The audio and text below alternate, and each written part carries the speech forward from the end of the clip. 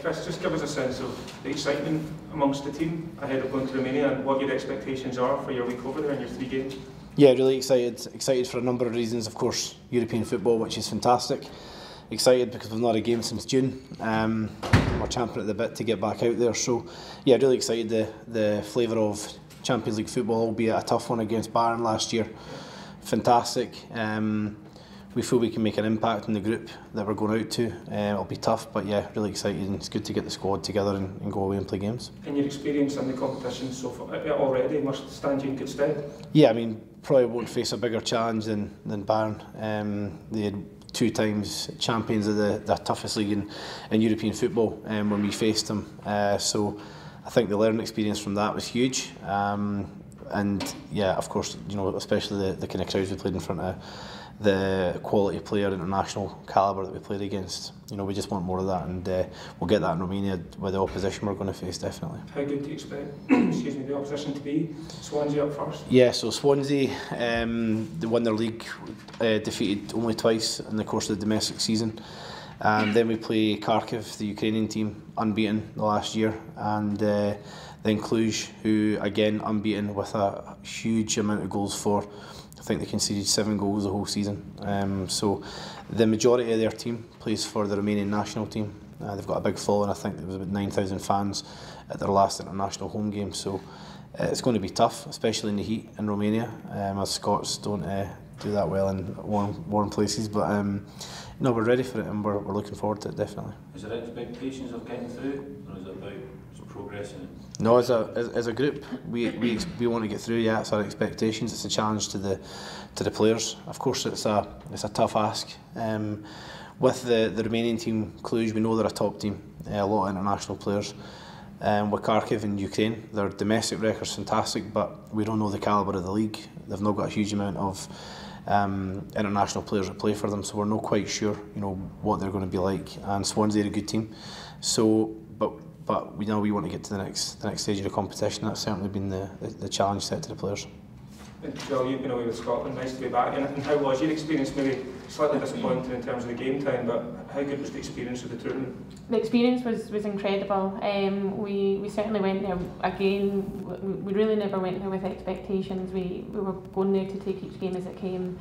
Obviously knew the England game would have been tough, but yeah, it was great. It was great just to play the top teams, play against top players, and just be involved in that kind of finals atmosphere. The environment was incredible, and certainly the support that we received over there was amazing. So overall, albeit the game time wasn't there, but for me, being involved, it was incredible. And how can your experience of the tournament football, international tournament football, how can you bring that back to club level? Massive. I think it's massive. Obviously we were over there and we played 3 games in a short space of time, so it's about rest and recovering and then preparing to go again for the next game, and that'll certainly be the case in Romania. We've got 3 tough games in a short space of time, but we just need to go about our business and as I say, rest, recover and prepare as best we can in between each game. We've got players in the squad who have come through the national team set-up, come through 19s and A squad, and certainly at 19s level, that's the way the European Championship kind of tournament run. It's a 3-game in a short space of time. You've seen that there. Our under 19s away in Ireland, they've obviously got a 4th game, but generally the core of the squad has kind of been involved in that environment. So it's certainly something that we're really looking forward to go to. Joelle, it took the national team some years to get to the stage to where they were in qualifying. How long do you think it will be before a Scotland club side is where they would like to be with regards to the Champions League? I'm not entirely sure about that. I don't know about time frames or anything like that. Certainly Glasgow City have done really well in the past. They've been a mainstay in the competition for the last good few years. So that's what we want. We want to be a Champions League club. We want to be in the Champions League each season. Obviously we got the Bayern draw last year, which top team. Again, we went into that without any expectations, but we want to be there every year, year in, year out, and certainly it's, as Chris said, we want to get through this group. We want to get into the last 32 again and bring a team back to Easter Road as we did last year. Are you finding that the competition is getting stronger though, year after year? Yeah, I think so, and I think that's, you've seen Juventus, they've just formed a women's team, and they're buying in players left, right and centre, so the money in the women's game in Europe and things like that, it's increasing and ever increasing, so teams are getting stronger. Although we don't have the financial strength in Scotland, I do feel we are getting stronger. We're showing that in the league this year, and certainly we want to take that strength into our Champions League adventure. And Chris, how do you compete with the likes of, you say, Juventus and these sides are throwing millions of pounds? Yeah, I mean certainly as a coach, I'm passionate about developing the Scottish game.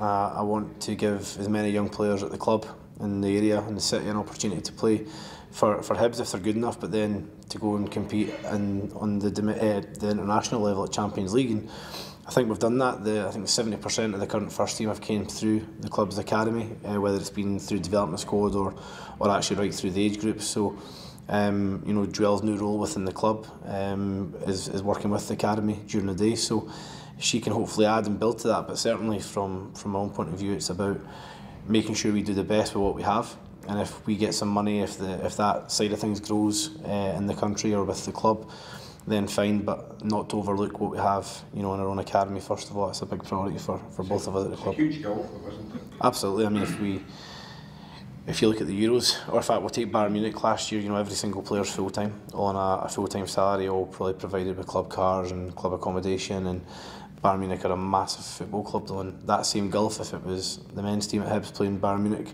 is the gulf any different? It might even be bigger. So I think certainly domestically, we work hard to make sure that there's not a big gulf, but in European football, I think that gulf's the same. You know, whether it's male or female football, the big international teams, the big club teams.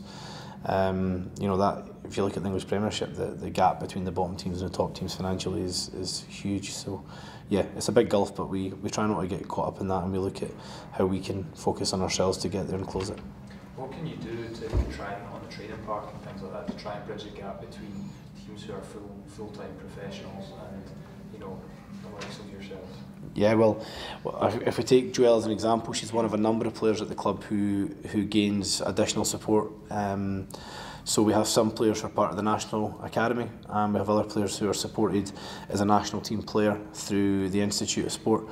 So Joelle will do a number of additional sessions, as well as what we do at club, to make sure that we might not be full-time as a club, but Joelle is certainly full-time as a football player in terms of the number of sessions that she does, and that's the same for many of the players. So it's just about managing that and making sure that the players are fresh and ready to go for games and can absolutely give their best. But we have to be more creative in how we bridge the gap, you know, between when we're playing teams that are full-time, definitely. So it's about finding just small things to try and claw back some of the ground. Absolutely, and it's using our experiences not only at club but the international experiences. It's a small game in the country, so we share everything, and we need to take the exploits of Glasgow City, what they've done in the Champions League previously with the national team and the European Championships. We need to learn from that, build on it, and make sure that we take that into our games.